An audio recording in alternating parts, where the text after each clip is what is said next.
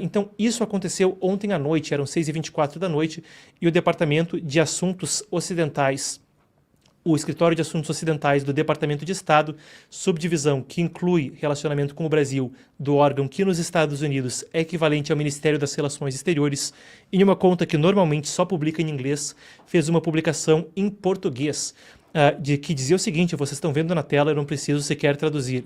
Que fique claro, nenhum inimigo da liberdade de expressão dos americanos será perdoado, conforme repostava a publicação de Marco Rubio, que anunciava sobre sanções a censores, a ausência de vistos a pessoas que censurassem americanos. Eu pedi que a nossa apuração reunisse o que aconteceu também ontem à noite, teve mais publicações. Nós trazemos 2 parlamentares americanos, republicando essa mesma publicação do Marco Rubio, a parlamentar Maria Elvira Salazar, ela que é filha de sobreviventes do regime comunista cubano e que também se tornou muito popular no Brasil porque naquela audiência, em maio de 2024, segurou a foto do ministro da Suprema Corte no tribunal, melhor dizendo, no Congresso dos Estados Unidos, falou o seguinte: eu apoio completamente a decisão do secretário de Estado Marco Rubio de negar vistos dos Estados Unidos a oficiais estrangeiros, autoridades estrangeiras que silenciem americanos no exterior, que isso seja um aviso a tiranos pelo mundo todo e pessoas que simpatizam com o autoritarismo, como o juiz brasileiro Alexandre de Moraes, como o Alexandre de Moraes do Brasil. Se você tentar censurar americanos, mesmo além de nossas fronteiras, haverá consequências. É o que diz então Maria Elvira Salazar. Além dela, que é congressista, um outro congressista, o Mike Lee, ela é representante, que é como se fosse uma deputada federal. Mike Lee, ele sim é senador dos Estados Unidos. A gente tem aqui a fala completa do Mike Lee, vamos passar por ela também. Ele disse: obrigado, secretário Rubio, isso é um bom primeiro passo para o juiz brasileiro Alexandre de Moraes. A seguir, deve ter a Lei Magnitsky Global, uma sanção pela Lei Magnitsky, essa que coloca a pessoa na lista do Office of Foreign Asset Control, o OFAC, na lista, basicamente, do Departamento do Tesouro dos Estados Unidos para pessoas barradas de utilizar empresas americanas, companhias americanas para transações, a chamada pena de morte financeira. Então, Mike Lee continua: a Lei Global Magnitsky deveria ser a próxima, e eu encorajo a você que acelere a sua revisão de se vai ou não sancionar Moraes para responsabilizá-lo por seus ataques à democracia no Brasil e para impedir ele de fazer ordens secretas buscando censurar americanos em solo americano. Essa é uma publicação, então, do Mike Lee, congressista dos Estados Unidos. A gente teve também, isso foi uma sequência de publicações todas acontecendo ontem à noite, a gente teve também ainda isso publicado no New York Times, criticado até agora há pouco, no que a gente ouvia. O governo Trump alveja juiz brasileiro por censura. Ele traz uma informação que antes não estava publicamente disponível. Todas as ações que a gente discutia agora eram administrativas do Departamento de Estado, que é equivalente nos Estados Unidos ao Ministério das Relações Exteriores. Essa traz uma informação diferente, falando uma questão do Departamento de Justiça, mas também cobre de forma mais ampla. É uma das matérias que o New York Times está publicando, que cobre o que tem acontecido recentemente. A matéria traz uma questão aqui, noticia também a respeito do que acontece no Brasil, conscientiza a respeito do assunto e então traz a seguinte novidade. A gente lê da matéria do New York Times. Separadamente, depois que se noticia sobre a questão de Rubio, diz o seguinte: separadamente, o Departamento de Justiça dos Estados Unidos mandou uma carta ao ministro Moraes nesse mês que o reprimia por mandar que o Rumble, uma rede social popular com conservadores que é baseada nos Estados Unidos, bloqueasse contas de um usuário específico, de acordo com uma cópia da carta vista pelo New York Times e que não foi noticiada a respeito anteriormente. Então, uma novidade, o que diz o New York Times. Ela não fala o que especificamente a carta dizia, mas dá uma ideia do teor. A gente continua lendo a reportagem. O Departamento de Justiça disse a Moraes que ele poderia fazer a lei valer no Brasil, mas que ele nunca poderia ordenar companhias a fazer ações específicas dentro dos Estados Unidos. Uma porta-voz de Moraes se recusou a comentar. Isso é o que diz, então, é o que traz de novo nesse assunto a matéria do New York Times. Muito bem, são algumas das atualizações que a gente tem de última hora em termos de parlamentares se manifestando e citando nominalmente Alexandre de Moraes e também essa matéria do New York Times. vale a pena ressaltar o seguinte, a gente não tem como divulgar se alguma autoridade brasileira de fato se enquadra nas sanções impostas por Marco Rubio quanto a vistos. Enquanto houve sim essa publicação em português do Escritório de Assuntos Ocidentais do Departamento de Estado e há vários parlamentares que são próximos do entorno de Trump marcando o juiz quanto a essas sanções, não há uma lista oficial. Houve especulações, coisas vazadas na imprensa, mas nada oficial em termos de quem está ou não de fato sancionado. A posição do Departamento de Estado é que a pessoa só descobre quando ela chega ali na alfândega, né? Quem já foi para os Estados Unidos sabe, você desce do avião, caminha pela alfândega, abre o passaporte, mostra o visto, e aí eles deixam ou não você entrar no país. A pessoa só descobrirá de fato, a posição oficial do governo americano diz, quando ela chegar ali na alfândega, e aí vai ser ou não aceita para entrada nos Estados Unidos, e se não pode ser mesmo deportada. Sobre as sanções pela Lei Magnitsky, isso vem depois de uma confissão anteriormente feita pelo secretário de Estado Marco Rubio, ele que participou de uma audiência do Congresso na quarta-feira, não essa da semana passada, onde ele falava também, era perguntado sobre o julgamento contra o ex-presidente brasileiro Jair Bolsonaro e sobre sanções contra Moraes pela Lei Global Magnitsky, uma que seria muito mais grave do que a questão dos vistos. Ele então respondeu que isso estava sob revisão e era altamente possível. Ainda houve matérias no exterior onde políticos brasileiros, o deputado federal licenciado Eduardo Bolsonaro falava que isso era altamente provável, ele que tem também trabalhado para articular isso no exterior.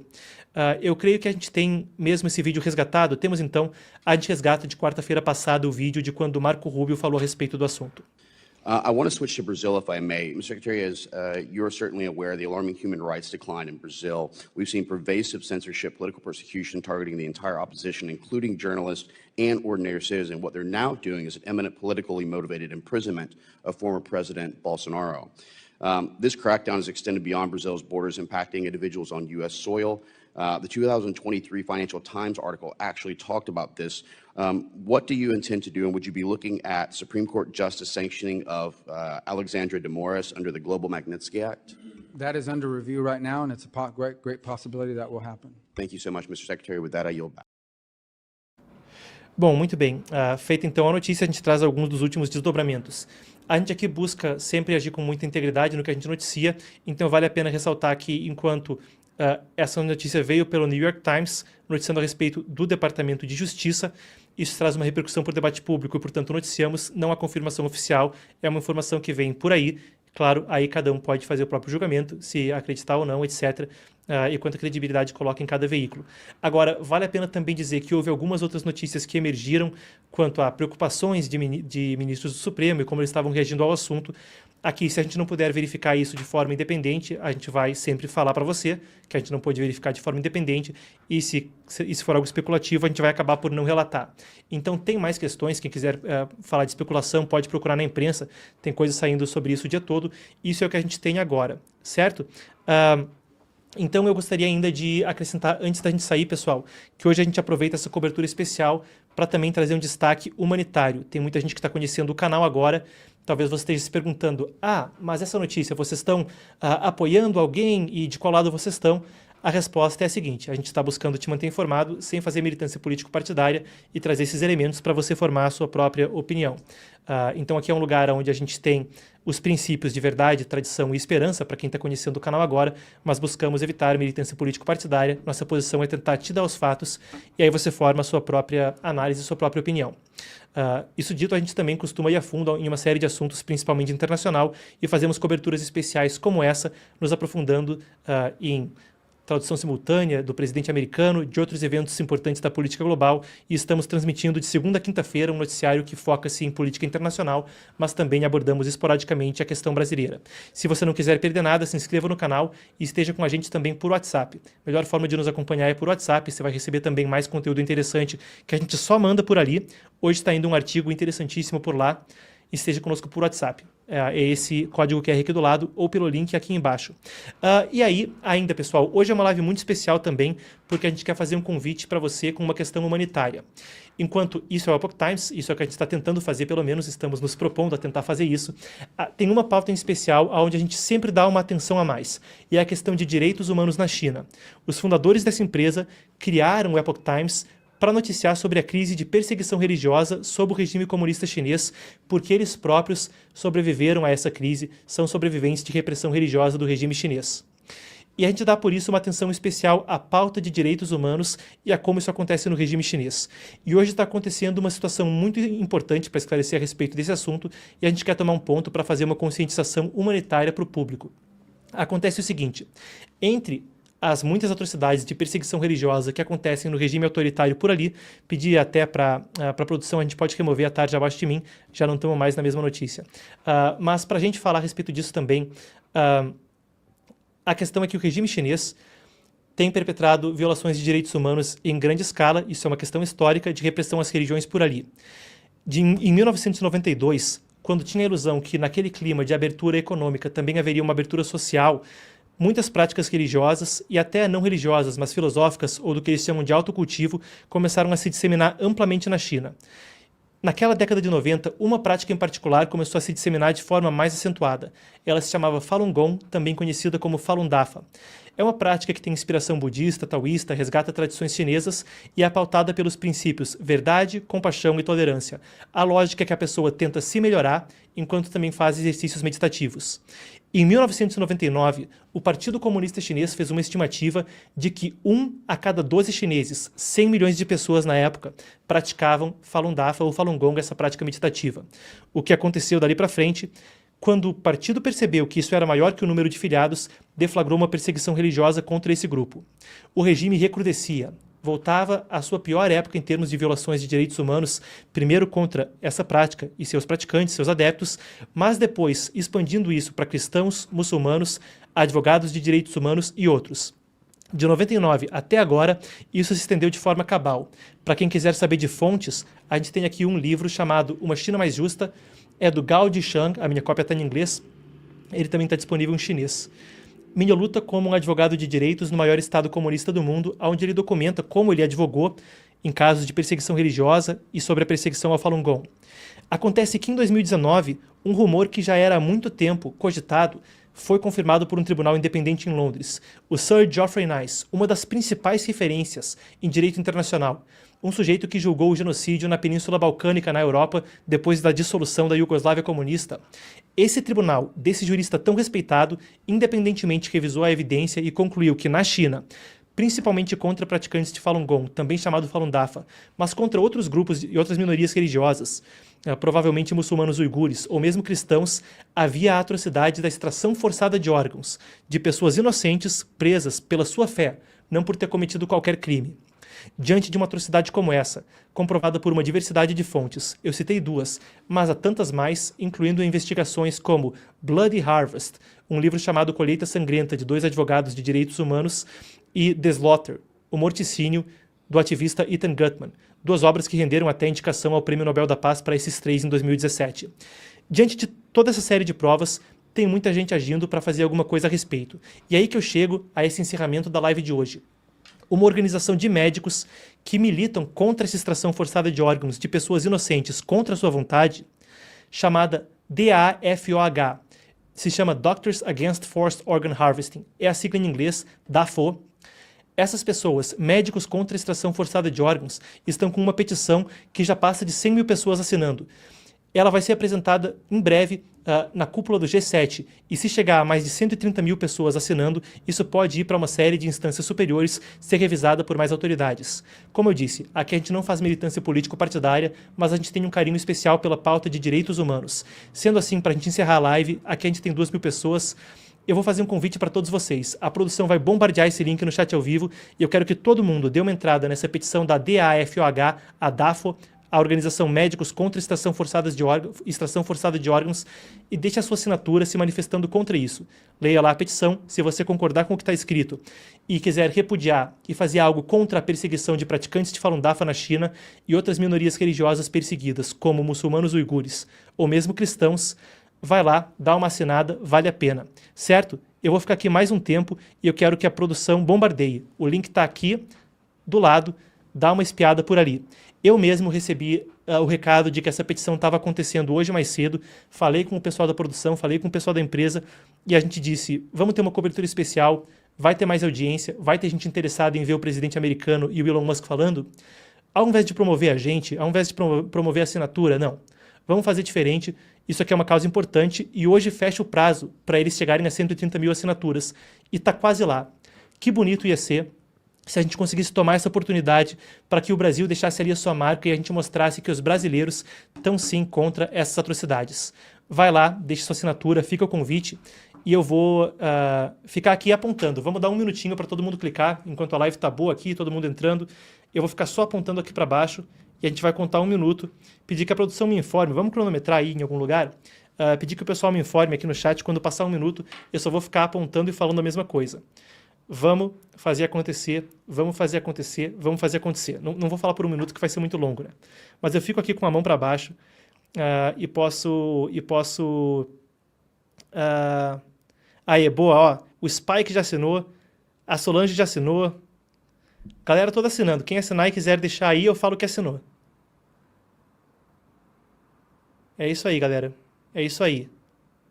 Muito obrigado a todos pela atenção a essa pauta em especial. A gente termina a live, o pessoal sai correndo, mas eu queria trazer esse adendo a mais. E que bom você que ficou para ouvir também essa última reportagem, se atualizar sobre a movimentação internacional e também ficou para deixar a marca brasileira aí nessa questão. Pessoal que veio do PH Vox, um abraço para o PH, um abraço para todo mundo que veio dos colegas do canal PH Vox. Um abraço para o Paulo Henrique, amigo querido. Obrigado ao pessoal que elogiou a live. Ó, o pessoal está perguntando sobre o livro, então eu vou falar do livro mais uma vez enquanto eu aponto aqui para baixo. Esse livro se chama Uma China Mais Justa, e esse homem que está na capa, eu não sei se a câmera vai focar, aí. Esse homem se chama Gao Zhishang. Ele é um advogado de direitos humanos, e agora para o foco voltar para mim. Voltou. Esse homem se chama Gao Zhishang. Ele é um advogado de direitos humanos, defendeu cristão, praticante de Falun Gong, gente perseguida na China. A China More Just, Uma China Mais Justa em inglês. Em inglês se acha fácil para comprar em Amazon, essas coisas, creio eu. Eu acho que ele só está disponível em chinês e inglês, não está disponível em português, infelizmente. Até era uma coisa que a gente podia tentar se movimentar aqui entre os jornalistas que acompanham o assunto para tentar traduzir. O subtítulo é Minha Luta como um Advogado de Direitos Humanos no Maior Estado Comunista do Mundo. E é um negócio belíssimo, assim, de chorar o que ele fala sobre os casos e sobre a jornada dele. O Gao foi preso por uma série de vezes, até se vocês conseguirem ver o rosto dele, com a boca fechada não dá para perceber tanto. Com a boca fechada, deixa eu ver se eu consigo fazer aí. Com a boca fechada, aqui nessa imagem pequena, não dá para perceber tanto. Mas o rosto dele ficou muito deformado por causa de tortura, e quando ele abre a boca dá para ver na gengiva, nos dentes, que a cara dele ficou muito deformada da tortura. Ele foi preso por 4 vezes, torturado terrivelmente na China, e o que aconteceu com ele, por fim, foi que em 2020 ou 2021, que foi a última prisão dele, ele foi solto por 2 dias, depois parece que tentou escapar antes de voltar para a cadeia. Ele está sumido, a esposa dele conseguiu fugir para os Estados Unidos e está buscando informações sobre se ele fugiu, se morreu, sem informações dele já há anos. Uma história belíssima que vocês podem conhecer nesse livro. O livro, claro, é anterior a ele ter desaparecido, mas é uma história muito bonita e quem quiser procurar é Gao, que até uma curiosidade, Gao significa alto em chinês. Uma pessoa que é alta é uma pessoa, sei lá, você quer falar que ele é alto é Tahan Gao, que o sujeito ele é Gao, alto, mas feliz é Gao Xin. Então a palavra dele seria alguma coisa que também remete um pouquinho a isso, né? O nome dele, o sobrenome. E Gao Zhishang, G-A-O, espaço Z-H-I-S-H-E-N-G, Di, Z-H-I, Sheng, S-H-E-N-G, quem quiser procurar no Google, a história é belíssima. Bom, pessoal, todo mundo então foi deixando ali a sua assinatura, Brasil marcando presença. Aí, Lola, Tony já assinou, Rose falou, vamos fazer acontecer, Osvaldo, vamos fazer acontecer, Felipe assinou, boa, Filipão, Ronald, deixou um parabéns pelo trabalho. É isso aí, pessoal. Luiz assinou, Carmen acabou de assinar. Pessoal, bom demais, que momento bonito que a gente está tendo juntos aqui. O Léo agradeceu a recomendação do livro. Valeu, pessoal. Ó, pessoal, tá todo mundo assinando. Ó. Vamos fazer o seguinte, então. A gente vai, para a gente encerrar e todo mundo ter tempo de clicar no link aqui no chat ao vivo, a gente vai fazer o seguinte. Eu estava falando sobre a história da nossa fundação, a gente vai fazer um negócio até mais legal. O momento da nossa fundação é uma coisa bonita, todo mundo que trabalha aqui se orgulha. E a gente se orgulha que em 2023 o Congresso dos Estados Unidos colocou a história do Epoch Times, da nossa matriz nos Estados Unidos, aqui a gente é a filial brasileira. O Congresso americano registrou a história do Epoch Times nos registros do Congresso, nos Congressional Records. E fica ali guardado, então, para a posteridade, para os legisladores dos Estados Unidos consultarem. O motivo pelo qual eles fizeram isso é porque eles falaram que, fundamentalmente, era sobre uma palavra, liberdade.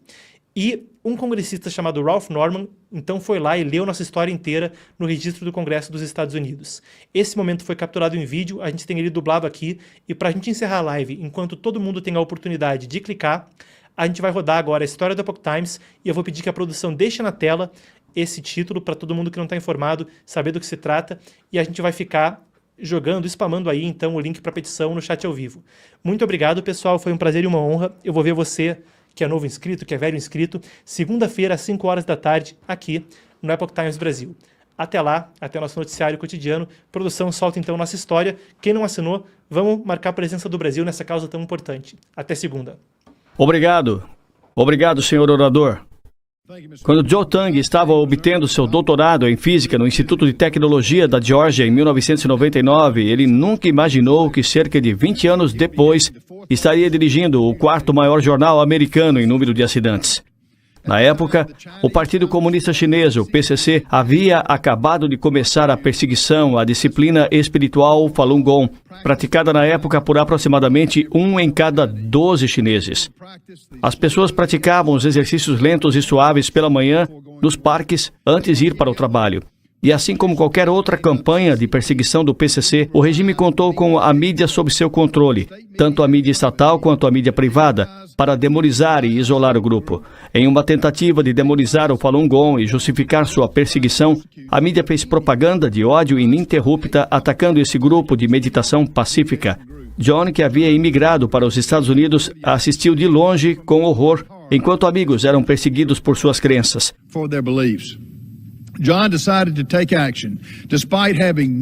John decidiu agir. Apesar de não ter experiência ou investimento, ele começou Da Yuan, a edição chinesa do Epoch Times, no porão de sua casa, nos subúrbios de Atlanta, Geórgia. John foi motivado pelo desejo de fornecer informações sem censura, não apenas para as pessoas na China, mas também para as pessoas em todo o mundo.